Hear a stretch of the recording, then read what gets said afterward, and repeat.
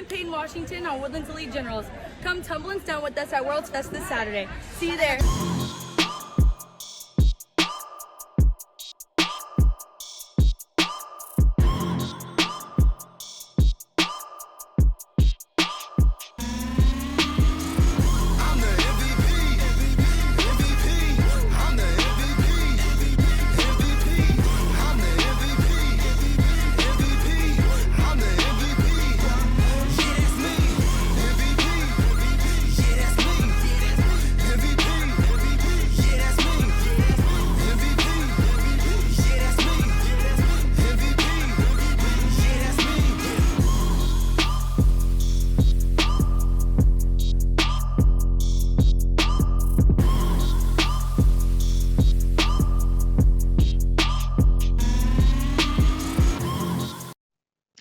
A very talented young lady there, Peyton Washington. She's a competitive cheerleader for this Texas competitive cheerleading group called Woodlands Elite Cheer.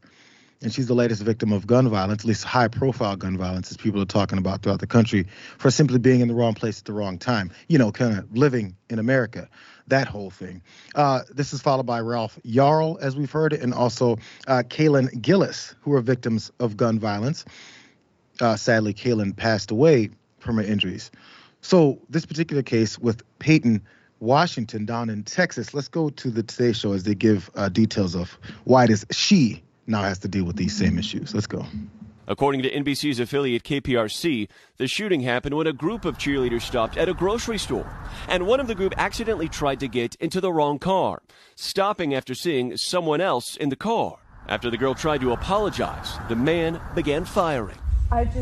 Halfway my window was down, he just threw his hands up and then he pulled out a gun and then he just started shooting at all of us. Overnight, Elgin police arrested and charged Pedro Tello Rodriguez Jr., who they say fired into a vehicle after an altercation in a grocery store parking lot. Authorities say one victim had serious injuries and was helicoptered to a hospital. A local gym owner says that was Peyton Washington, a young cheerleader well known in the community. She's won every title there is to win in all-star cheerleading. She's literally a role model for the kids in this industry throughout the country. Everybody knows her. Let's go to some more details of what has went down. As you saw there, it was another mistaken place. Before it was a couple of houses. Now it was a mistaken car that has to deal with that ended up in this type of violence. So that other victim throughout this, as she was speaking to the rest of her crew as they held their vigil, her name is Heather Roth. She was grazed in the leg by a bullet. That's what the news station reported. And she spoke out about the incident during a prayer vigil on Tuesday evening. She said, "I just saw a black figure in the passenger seat, and I just shut the door as fast as I could." Ross said that she went up to the vehicle thinking it was her car, as you guys saw. And when she noticed that it was a man in the passenger side, she ran away and found the right car. So what they were doing, they met up in this parking lot. She went back to her friends that were in the carpool car that they were in, which they took on this long trip back and forth to practice. So it was like around midnight back at home when this whole thing happened. She continued and said, "I see the guy get out of the passenger door, and I rolled my window down, and I was trying to apologize to him.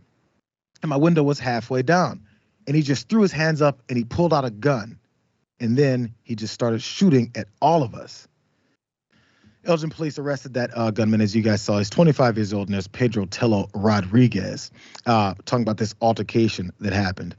So what he's been charged with is deadly conduct. They've also said that could be increased. More charges could be coming, considering this just happened, Monday night, Tuesday morning, around middle of the night type of situation. You guys saw that Lynn Scherer, who's the manager at this elite cheer squad, she gave a couple more horrible details. And the reason I'm telling you all you guys this stuff is because, as we've seen before with Ralph Yarl and we saw with Kaylin Gillis, there's always these background things about these folks, and it makes it that much worse and that much more random that this happens to people literally just living their lives. So the manager here said Washington is doing well today after suffering from a ruptured spleen, which had to be removed, and then she has damage to her pancreas and diaphragm.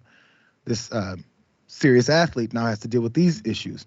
Her stomach is not closed up yet, and they're keeping her on heavy antibiotics for at least 48 hours and hopefully fight off an infection. Once they're sure there's no infection, they will go back in and finish up any issues and close her up. She was literally born with one lung, also she said. So she, from the very beginning, as a baby, she wasn't even expected to survive, let alone excel in athletics. So she's already surpassed a lot of things already. So, Miranda, we've got a high-level athlete who's committed to Baylor University as well. She's a high schooler. So this is the second high schooler. And then the other victim was only 20 years old. Young folks having to deal with these types of things, and her friends and family all around them will forever then have to deal with this. Why again? Let's show the picture of the guy who shot her. Because he was afraid of some cheerleaders. Can we look at this last picture of the two cheerleaders, she and her friend? That's the friend who walked up to the car, and Peyton is the one that was inside the car, literally not knowing what had even happened. So that guy is afraid of these two and two others and just got to shooting. Is it really fear, or is it the itchy trigger finger? It's definitely not fear.